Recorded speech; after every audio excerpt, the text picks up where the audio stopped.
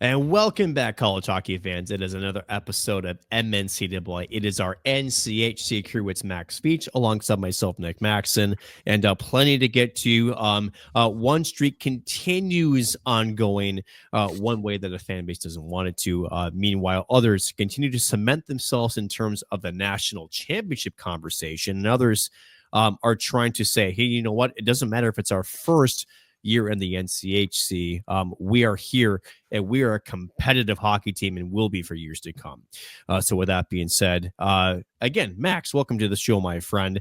To say it this way, for those who followed this conference for the last number of years, over 10 to be exact, this year, if you were to ask those a couple of years ago how this season would look, I would say that the standings currently would probably favor quite a bit different than what those would have imagined. Would you agree with that? I would totally agree with that. I mean, even when we're talking about where the standings were, I don't know, we'll just call it week 10. Maybe that's not early enough, but we'll just use it as a not early week point. 10, right? It's into the season enough, and it's all so where you can say, well, this is not just a small sample size, but it's also like I see trends, and I in either for one fan base, it's like I love where these are going, and for others, it's like, what's going on here? Like this is not good. I don't like this. So yeah, we're in a wildly different spot than we were even that far away. And I mean, we're not at week 20 yet. We're not even double where they were then. And the conference itself looks different, and the state of college hockey as a whole looks quite a bit different as well. So lots to talk about. Yeah. So let's do this because we do focus on the NCHC conference here on MNCAA. Let's kind of just break it down as far as where things are at, right? So I'm going to pull up the NCHC schedule to a T because there is one fan base that follows us that says, yeah, Nick, we know what happened. The other says, okay, like I don't love the results, but also I get it, right? Where I can see where we're trending in the right direction. For those who live under a rock, we'll put it this way. The Bulldogs continue to put things together, although again, for those who are, shall we say it, the lazy part of us, which says, well, I only care, Nick, about the wins and losses. Okay. To me, that says, I don't care what fan of a sport you are, you're lazy. I don't care. I'm sick by that. See you later. The Bulldogs, to me, are a team that's continuing to be better every single week. They continue to face challenges. They're learning week in, week out, right? Whereas the Huskies, should we call it false advertising at this point here, Max? Because we'll put it this way. I call for the Huskies. I love this team. I love the organization, I love the coaching staff. But I get the sense that, and I hate to say it this way, I wonder if reality is smacking this organization in the face a bit. A, earlier than they thought they would, and two, maybe they knew all along that this was going to be a challenging season. And so the results as of late, now granted, I don't think anybody would have guessed they would have only won one out of basically 9 since right before the holiday break. So again, they lost 2 at Grand Forks. They only win coming against St. Thomas and non-conference. So oddly enough, St. Cloud has accomplished the one thing they did want to accomplish, which is to improve the non-conference schedule. But unfortunately, the conference schedule has been anything less than desirable since before the holiday break. So, 2 teams in 2 different directions, and that's kind of where we stand as far as our 2 teams that we cover here. Yeah, I would say, specifically related to the Huskies, the UMD was off this week. I don't have a ton to talk about for the team. The one thing I will bring up, and we can breeze right past this because it sounds like I'm on repeat because it's happened so frequently. Clayton Knapp. Yeah. Clayton Knapp wins NCHC Rookie of the insert blank here. It's now month. It was week, and then it was Max Plant, and then it was him earning another one for the week. So only right that he makes it for the month, even though he didn't play this last weekend anyway.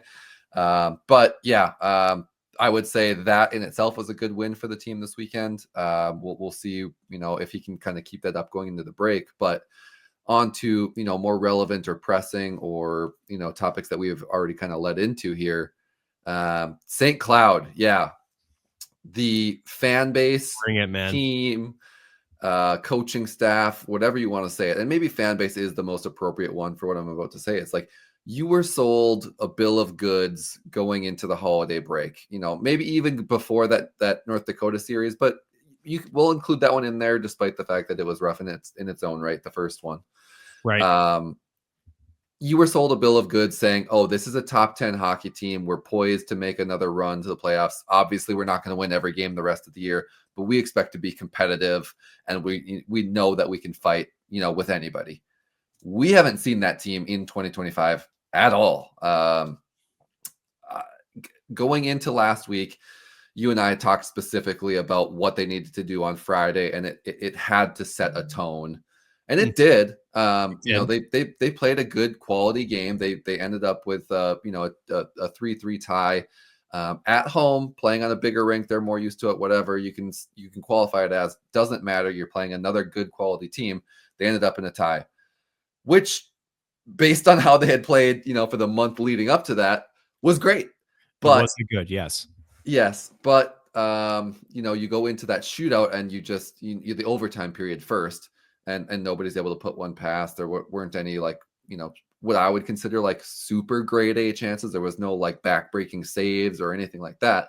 It was just a matter of trying to outlast people. So what it kind of felt like. And then you go into the shootout and you lose, and it's just all the momentum that you kind of gained through that game there. You were just hoping to kind of break through the wall, and it didn't seem like the Huskies were able to do that. And we saw that on the rebound in that Saturday game, a 6-2 loss, and just kind of felt flat. It didn't have the same spark or fight that they had in that Friday game. And I didn't know if you had any more input or insight as to why that might be. I do. First, let's go to Friday. Loved the pushback there on Friday because they're down 3-1 in the third period against a very good team in the Fighting Hawks. Now, mind you, not only good in terms of, we know the skill level, 13 NHL draft picks on that roster that was dressed on Friday and as well as Saturday, but also a very good team that when they're leading after two periods, basically has lost, shall we say, a very small percentage of their games after leading after two, and albeit by multiple goals, right? So St. Cloud got to overtime, right? It was a fantastic comeback. And then you get to what I would juncture, as well as the coaches, is to the skill game, right? Yeah. Because when you open up, whether it's an NHL sheet or the Olympic sheet in St. Cloud, right? You have essentially the skill that takes over when you have that ton of ice. Both teams had chances. I would, oh goodness.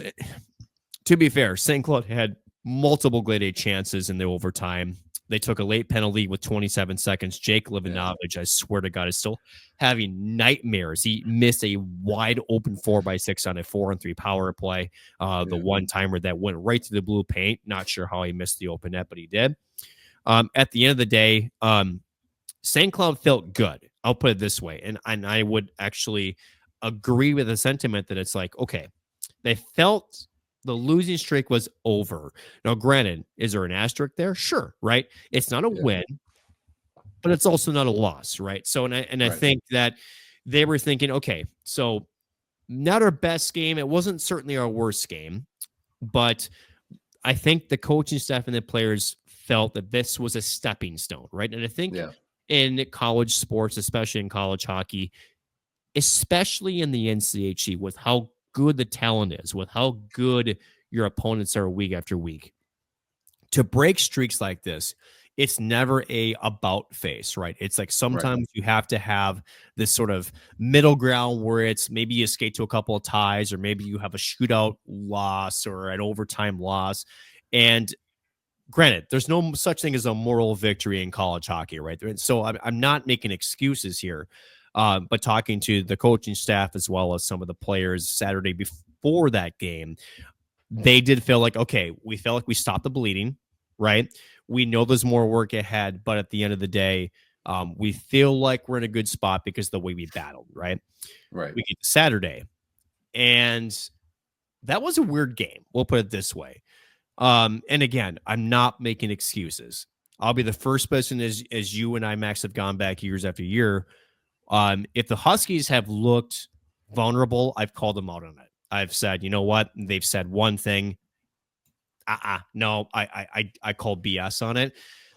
This was one of those teams slash games where, first of all, both teams missed chances, right? Yeah. Both teams could have easily run away with this game. And that's really been the difference, not only in Saturday's game, but Max, I will tell you this. St. Cloud has an issue with finishing. And I'm not talking about the country, but in terms of how can they turn a play into putting the puck in the back of the net, right? Yeah. That really was the difference. North Dakota, when St. Cloud made a defensive mistake, and mind you, sometimes defensive mistakes mean it's in the offensive zone, right? Which is a pinch, which also means in transition in the neutral zone. And North Dakota, again, 13 NHL draft picks dressed on this roster for these two games. With that amount of raw skill, you don't normally get away with mistakes being made, and that's exactly what happened on Saturday. So North Dakota made the second period basically be the period that kind of make or break this weekend series, and that's what happened. St. Cloud pulled the goaltender with 6 minutes left, which again, I think that tells you everything you need to know, right, Max? Which is they understood that this is more than just one hockey game. This is more than just, okay, we felt good yesterday, but oh, crap. Whether it's bounces, whether it's penalties, you name it, right? It showed you how important that the coaching staff felt about this game. If they're willing to pull the goaltender with more than 6 minutes remaining, they did get one to make it 5-2. It was 5-1 late in the third period. North Dakota would go in and get an empty netter, which, again, that's to be expected. 6-2 was the final score. And you just got the sense that it feels like a broken record, Max. It really does. But here we are again, which is for St. Cloud to be successful this season. They either have to do one or two things. Either one, win essentially 3-1, 2-1, or they have to somehow win a track meet, which is 7-6, 6-5. And I will tell you, over the past 6 weeks, they've been less inclined to win the track meet because of the lack of production, especially in the upperclassmen section of their roster. And more so that, okay, well, freshmen, sophomores, you're carrying the mail, but when a push comes to shove, the veteran experience, the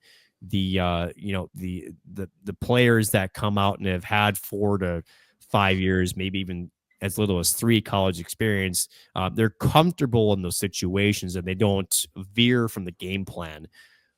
So that's what we saw this weekend. And it's disappointing because I feel like week in, week out, for Huskies fans that are looking at this team and they're bewildered, and I think that's a great word for where they're at. They're bewildered beyond belief, right? They're just, everybody's stunned, they're shocked. But at the end of the day, it comes down to simple things, right? When you get to this point in the season, it becomes about execution. It becomes about detail. It becomes about sometimes willpower. And I don't think willpower is really the question here. It's whether that this team can execute on both ends of the ice consistently in a 60-minute game versus their opponent. And that has really been the difference maker so far this season. Yeah, the only time that I've been able to, sit down and watch the Huskies as a solo game is when they're playing UMD. I went up there for the Saturday game in person, the Friday game, watched on TV, got the commentary, and they're a good quality team. They play a good brand of hockey, and maybe I'm just a little bit biased where it's like, oh, Brett Larson comes from the coaching tree, used to be part of UMD. It's not biased, Max, and I want to not to interrupt you, but that's part like why this is so frustrating, which is, I mean, you've had national pundits, including Dave Starman, come out on social media and have said, hey, yeah, this team is in a tough stretch, but they're playing the right brand of hockey, and there's still time to fix this. Yeah. With an asterisk, right? I think everybody knows, and we'll get to the math here in a second, but the pairwise battle, I think at this point is gone, right? After this weekend, I think it's fair to say that the path to an at-large bid is gonzo. It just simply cannot happen. With that being said, what he's really saying is if they can get the right pieces together, they can put the right effort together week in and week out, this team has played the same brand of hockey where if they can get a bounce / limit their mistakes, which has also been a big part of the streak that they're on, they can go on a run, and it's not impossible. But it also shows you how stringent / difficult the NCHC conference is. Max, I mean, let's for a second switch the tables to UMD of the last couple seasons, right? Which is, we've been on this podcast and we've adamantly said, hey, UMD isn't a bad hockey team, right? They're young, they're inexperienced, and they're going through the motions, meaning they're, they have to go through the training wheels portion of their roster, and it sucks, right? It's like, because again, at the end of the fan base as in a whole is gonna judge you by the W's and the L's, right? But at the same time, if you actually watch it game after game after game, and you can take into account that there's youth there at key positions, that other teams in this conference are just simply that much more seasoned and just more confident in certain game situations, that you go, okay, I understand what these two are talking about.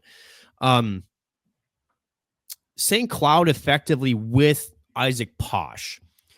And again, I'm beating a dead horse with this, but I feel like it bears mentioning, because I feel like a lot of those that are out there just simply won't believe it. To this day, even if I talk about it today, goaltending is huge in this league. It's huge in all college hockey, right? But in terms of the NCHC, when you have a young squad that has been carrying the male sophomores and freshmen, and again, Austin Bernadette is leading this team in goals and points, assist leader. I'm blanking at the time, but it's an underclassman. It shows you that with some of the veteran leadership that has returned for the squad and has not contributed on the score sheet as regularly as I think they thought they were going to get, it creates an issue where there's no easy answer at the end of the day. And it makes you take a step back. And this was UMD, I would argue, just last year, right? Oh, 100%. Yeah. Right. 100%. They had Ben Steves, who was producing at an otherworldly rate, and they were looking for secondary scoring. They couldn't find it. They were looking for a consistent goaltender or somebody who would be close to that 900 range. And they switched through a couple different ones. Thiessen was in net for a little while, and they had Stayskill, and nobody could hold on to that position for an extended period of time, and they just never got set. So it was slightly different, just because they weren't dealing with a superstar goaltender who was injured. But in terms of, you've got one player that's producing and another underclassman, technically still at the time, and everybody else was just kind of following that guy. And they were dealing with the superstar Dom James, who was injured, and some of these other people that were in and out of the lineup. But as different as it was from the individual player perspective, very similar vibe overall. It was very similar vibe. And what that leads us to, Max, is after this weekend for St. Cloud, again, this conference is unforgiving. I think that's the big thing, right? Which is they have to go on the road to Kalamazoo, which for last I checked was not only tied for first place in the NCHC, but also top 5 in the pairwise in terms of the national, shall we say, college hockey rankings of their top 5 in the USHO coaches polls. And they're there for a good reason, right? So at the end of the day, you're at a point in the schedule where we're going to be at mid-February next weekend. At this point, it just is what it is, right? And I think for St. Cloud, and again, that's a prideful organization. They pride themselves on playing the right way. I will tell you, this weekend against North Dakota, I thought a lot more water was going to boil over. Friday was almost non-existent. In fact, I chuckled off the air with my broadcast partner, Dave Reichel, when I asked Brad Berry pregame. It's like, hey, this was an emotional series 6 weeks ago. Do you think that something's going to carry over? And he said, you know what? No, I don't think so. I think that's behind us. And I was like, come on, man. Like, no way. Like, there's just no way. Because he mentioned that both teams knew that how important these points were. And as the game played out Friday, he was absolutely right at the end of the day. He really was. The teams played like, we can't shoot ourselves in the foot. We can't put ourselves in the penalty box because, this is an important game. Now, Saturday, there was a couple of times, meaning maybe twice, where the emotions boiled over. But for the most part, for as much as a rivalry as this is, I actually felt like both teams, Brad Berry was spot on. He really was. Where, both teams saw the task at hand. They both saw that we have to give ourselves the best chance of success, and we cannot give our opponent any sort of advantage, whether it's special teams or whatnot, fill in the blank. So it was intense, but it was a controlled and it was a purposeful, shall we say, what's the word I'm looking for? Shall we say, attention to where their energy and focus had to be, if that makes sense. It does make sense, and it's not unexpected. As somebody who watches a lot of hockey from high school through every level up through the pros, and old man league, I'll stick around and watch the old guys after we're done on Sundays once in a while too. I watch enough where I am a little bit disappointed in one thing in the sport, and that's the teams and coaches and everybody's ability to kind of sell the sport or sell views. There's no Don King of college hockey. Like, there's nobody that's wanting to put a chip on anybody's shoulder or put up bulletin board material. You might see it out of Torts, but that's more so ripping his own players on the bench. CCHA would love a word with you, but yeah. But you just don't see it, where there's no clips that are being put out of coaches kind of stirring the pot or being inflammatory or whatever, where in basketball or football or all these other sports, you're getting a lot of those clips almost weekly. So now, I'm not saying in defense of that, this is still the NCAA, which means that as much as the NCAA is a hollow shell of what it once was, Max, and I think we're both on the same page with that, they still have a voice in terms of if certain conduct gets to the public sphere, that they're actually very quick to sort of come out and rectify that situation. So I'm with you, like from a shall we say, a macro picture. I'm with you, because I think that, well, college sports in general, but also in college hockey, like, this is not an amateur league anymore, right? With NIL, with also now teams as of next year being able to pay players, the CHL potential wave coming through. There's no such, the amateur status is gone, right? Oh yeah. With that being said, though, I feel like, and going back to Saturday's game against North Dakota, there were plenty of times where, when this game at one point got to 4-1 in the second period, where in an NHL game, and to your point, where maybe in other times Ryan Hartman would drive a certain Forge player's head into the ice. He slipped. He was off balance. 10 games is too much. With that being said, though, is that Brett Larson is the type of coach, and this even goes back to 2021 in the national championship game. They lost 5-0 to UMass. But even in the second period, they were down 3-4-0. And you could just see, from me, the plays that they were making, they were kind of desperation plays, right? They got scored on, and he just said, you know what? It got to a point where it was under like maybe 10 minutes left. It was clear that we just didn't have it that night. And I told my players, and I'm paraphrasing here, but he said that we're going to do this the Husky way, which is, we're going to go out there ready to compete, but we're not going to be cheap. We're not going to go out there. We're not going to goon it up. And again, this is my own words, not Brett Larson's words, but effectively that's the message that he sent, right? Which is, I'm not going to go out there and I'm not going to, allow my players to run around, with their heads cut off and cause chaos for no reason. And I kind of felt like Saturday I had that similar vibe going into the third period, down 4-1. Again, North Dakota is a very difficult team to come back on, and that's a credit to their program, in terms of their offensive skill and lately to their goaltending, right? I mean, their goaltending, Hobie Hedquist, a Minnesota native himself, made a couple of fantastic saves in the hockey game at different points of that match that could have easily turned the way of the Huskies had he not made some remarkable saves. But to your point, what it means is, as much as we want the chaos, as much as we want, shall we say, the anarchy, as some would say in comic strip books, right? St. Cloud, and I think college hockey still as a whole, is saying, nah, we're not quite ready for that yet. Yeah, I don't necessarily want anybody to encourage their players to go out and be overly physical. I obviously want them to play with the physical edge. I don't want the physicality to ever leave the game. I think Right. we're already at a spot where it's in a decent area. Probably a few too many reviews for my personal tastes, but when we get into the playoffs, that seems to go away, and that's a good spot to be from a viewership standpoint. I would just like some of the coaches and they might have to take it on because they'll probably discipline players if they do it. I would just like to see some of the coaches kind of feed into those natural or historic rivalries a lot more than they do now, saying, something as simple as like, this is a team we really want to beat. We don't really like those guys over there, this, that, or the other thing. It doesn't have to be overly aggressive or inflammatory or something, but fan bases want to see a coach that understands what they're thinking in terms of, here is a rivalry. We treat this game different than we do every other weekend, and that's okay.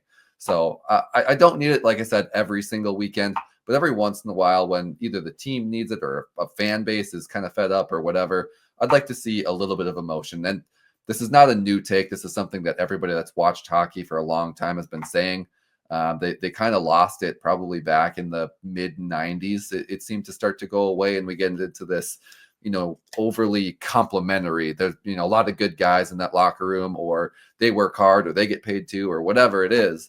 And that's all well and good, but I just need a little bit more something to grasp onto. And every once in a while I'll get it, and I kind of cherish it more than maybe some other people do, but I just feel like an old guy complaining that it's gone now. And I want to see it come back. It's as simple as that. Well, I'll put it this way here, Max, because think about what we had as far as the old WCHA. Now, granted, you don't want to talk Yeah. about old man yelling at cloud argument, right? Kind of feel Yeah, like we that's can both do it. like, yeah. But to your point, right? We can go back to that league and we can see, say Minnesota, Wisconsin. Just to name random ones, right?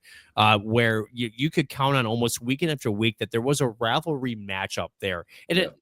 at times did it cross the line, sure, but that's competition in sports, right? But Right. did it ever get to the point where we're talking Boston versus Montreal, where guys' heads are being chopped off at the guillotine? No, Yeah. right? And I think that's what you're describing, is it not? That's a bit aggressive, but yeah. Maybe I am just saying I want the old WCHA back, and this is just a salty take, but that was the best league in hockey, the best conference in hockey. I don't think we'll ever get anything remotely close to that back. I think the NCHC is probably the closest. Hockey East has some of the more historic rivalries, whatever. I just need the energy. I need it. I crave it. And yeah, you only get it every so often now because UMD does play Minnesota, and UMD being the team that I watch more than any other, so that's the one I'm going to reference. They play Minnesota almost every year now. There was a short break. They just kind of renewed that series, whatever. They played Wisconsin the last 2 years, don't play this year. Thankfully, I think the last time they beat Wisconsin was like 1997 or something stupid, In a while, at least in yeah. Duluth. They don't play all of those teams as much anymore, and so even when we get those rivalries, I know I get excited about it. I know other fans do as well. So maybe that'll die out in 30-40 years when it's long gone and nobody can remember it as well, and I'm sitting senile in a home somewhere. But I love it so much, and when I do see it, it's great. I think not Western, Denver and Colorado, they do it really well. They're obviously interstate rivals. They've been playing for the entirety of both organizations, and they will play for the entirety of both organizations. I think they're going to be linked at the hip forever, and that's great for them. And UMD in North Dakota kind of has that, and UMD in St. Cloud State kind of has that. But you just kind of lose it in some of the other areas, and it's not as frequent that you're treated with one of those rivalry matchups. So I don't disagree with that, Max, and I would also add to the fact that college sports has also changed a bit, right? Since those still is. The NIL, and again, we talk about schools playing players, and again, some people might scoff at that, but I say, well, guess what? Like, you can't, for lack of a better phrase, you can't goon it up if you're going to, have money at the helm there. I mean, again, as the old adage says, if you're trying to solve a problem and you can't find the answer, follow the money, right? Yeah. At the end of the day, college sports is probably the most rapid transition to is, the money is the main factor here. So, Yeah. with that being said, it's a great time to transition, right? Max, Yes. let's take a look at the NCHC pictures as a whole. How about this? Again, Arizona State and Western Michigan, they're both tied in first place at 34 points apiece. Omaha, again, a team that we thought was good, and then they didn't, shall we say, midway through the season, didn't fare so well. They're back up now at third at 31 points. They're 6 points clear of number 4 North Dakota, sitting at 25. They're just 1 point ahead of North Dakota in fourth place at 25. Denver is just 1 point out of fourth place, out of a home playoff spot. They're at 24 points. Colorado College at 21 points, or 3 points ahead. Behind there at sixth place. Duluth at 19. St. Cloud State at 15, a conference record of 4-11-1. In Miami, again, a terrible streak there on at 0-16-0 in conference play. They do have 1 point in the conference. That was an overtime, shall we say, participation against St. Cloud back in November, essentially. And I want to stick with Miami just for a second here, Max, if I can. Yeah. Because at the end of the day, I've seen a lot of talk on social media that says, well, Chris Bergeron wasn't the problem. Well, for those who haven't paid attention, this is Anthony Noreen's first year. This is all Chris Bergeron players. So at the end of the day, I'm confident Noreen is the solution. Now, does that mean he's going to bring Miami to a top 4 position in the NCHC? No. Does that mean that Anthony Noreen is going to take the Red Hawks to a Frozen Four? No. What I will say, though, is with Chris Bergeron, and again, hell of a coach. I've talked to him on numerous occasions. I just kind of felt like, and Max, back me up on this, or tell me I'm stupid, one of the two. I feel like it's going to be the latter, but we'll see. We'll see. Well, when you get to this level of coaching, right, whether it's the pros or college, when you're the head coach, you're not really the coach, right? You're kind of a personality manager. You're kind of the marketing guru. And what I mean by that is you're selling the product, right? You're selling the school in this sense. And you're trying to say, hey, we got all these pieces together. Whether it's a defenseman, a forward, or whatnot, you say, hey, I envision you in this role. And if you show me what you've shown tonight, maybe, when they recruit the player, this is the missing piece for us to go on a deep run, maybe even to a national championship. And last time I checked, Anthony Noreen and Miami have the most commitments going into next year, which is at 15, scattered across both Tier 1 and Tier 2 junior hockey leagues. So, Max, am I crazy, or am I just trying to defend the Miami Redhawks squad? I don't know that you're crazy, and saying that you're misguided probably isn't fair either. The only caution that I would put towards what you're saying is likely going to be a huge turnaround is Harvard is a perfect example. They're doing a very similar thing. They've got a ton of very young players and a ton of very young, highly skilled recruits, and they just have not been able to put things together. And I don't see a huge turnaround for them as well. And I don't want to say that it should be easier for them to win in the ECAC or, the other, non-conference games that they play out east there.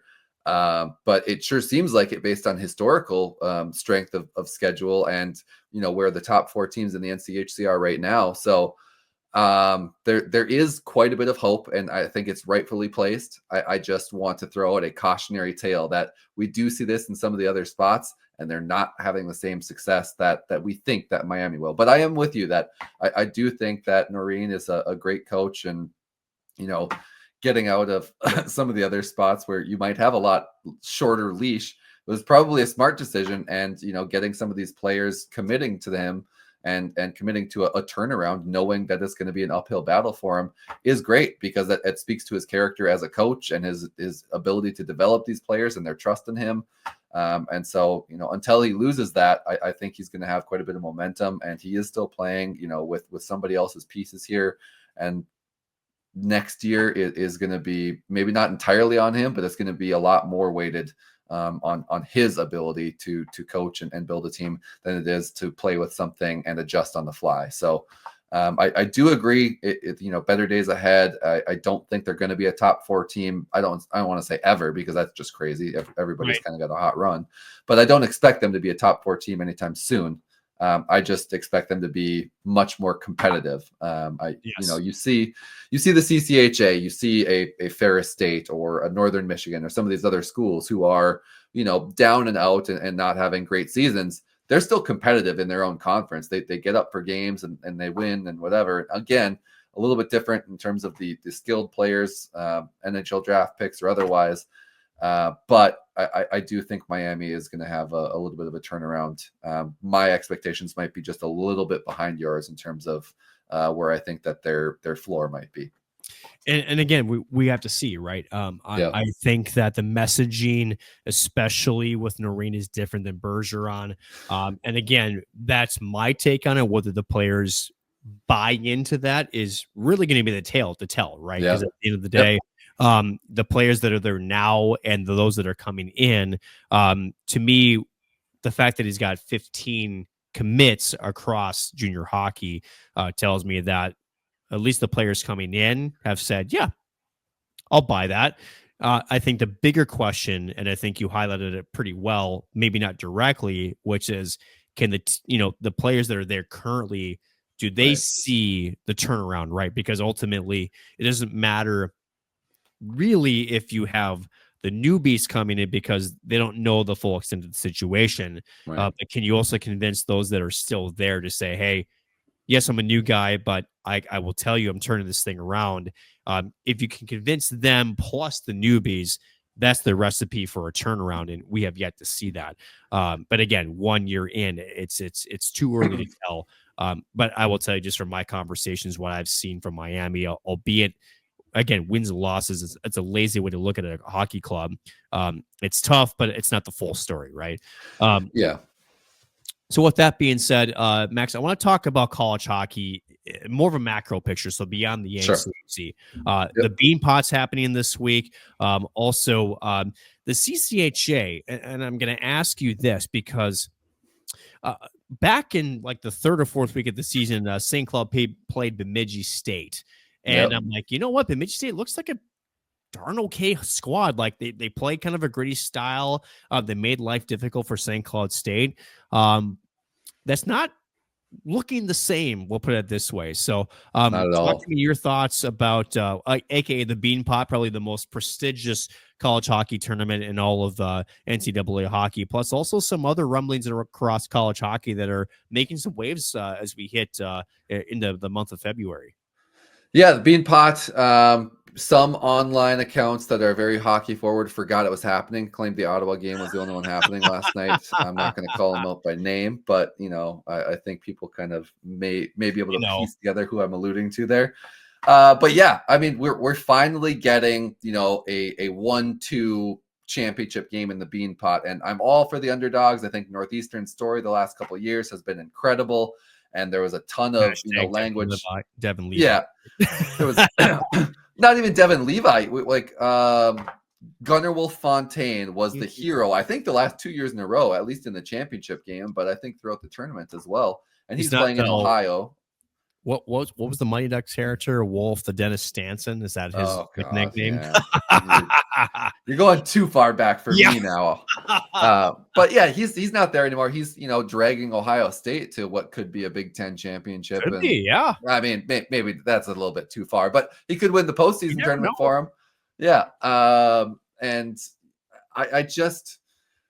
I am excited to watch a 1-2 matchup. I know everybody else, had their opinions online about we see too many upsets. That's never how it works in the BEANPOT, this, that, and the other thing. I'm like, yeah, the last 3-4 years have kind of been, that storyline. But BC this year is an unstoppable machine, and I expected them to kind of dominate, and they did.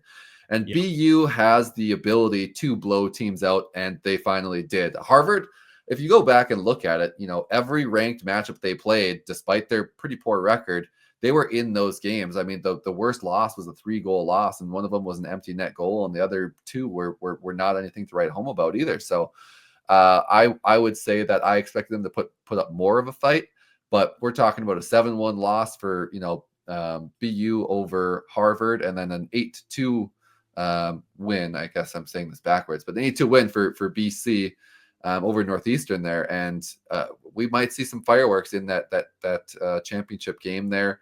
And I will say that despite the fact that I expect it to be chalk, I'm not ruling out BU being able to manage BC. They just haven't done it yet this year. So I'm excited to watch that.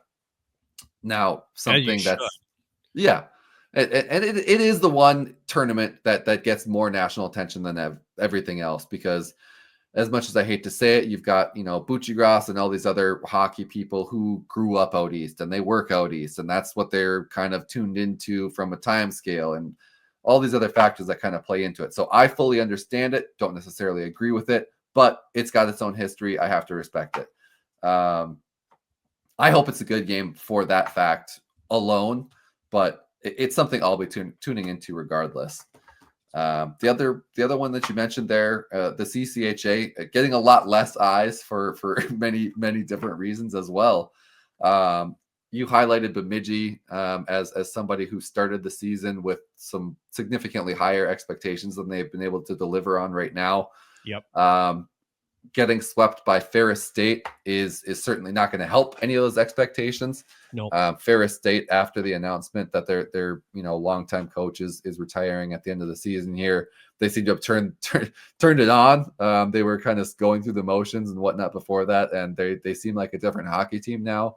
I don't know if that's just a coincidence or something that's going through the locker room, but credit to them for doing it. I just know that the Bemidji fan base is kind of reeling right now in terms of what the expectations were, even going into that weekend, but the season as a whole. So changes there.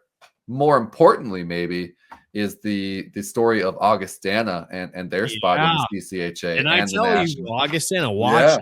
Yep. You absolutely did. I mean, right now they could easily win that conference based on winning percentage alone, because they can't, I don't think, compete in a conference points standpoint. But no. I believe they amended their rule in terms of awarding the McNaughton Cup in terms of conference win percentage, and maybe I'm misguided on that, but that's the last I heard, and I believe to be true. Yes. So with that being said, Max, we need to just kind of recoil here back to the NCHC in terms of some matchups this weekend. There's some big ones. St. Cloud will be on the road against Western Michigan and Kalamazoo. CC will be on the road against North Dakota, which in history's past, the Tigers have had a lot of success on the road at the Ralph Engelstad Arena. Your Bulldogs will be in Omaha, which has always been a tough place to play at Baxter Arena. Denver will be in Tempe to face a red-hot Arizona State team there. Yeah, revenge game, because remember, it was the Sun Devils that came into Magnus and swept them after Denver started the season 12-0. So I can only imagine that, as you mentioned, I think properly, that Denver's, the players at least, are probably taking this a bit personally. Like you said, revenge game. So I guess, to kind of wrap things up here quick, any one of those matchups that kind of stick out to you more than anything else?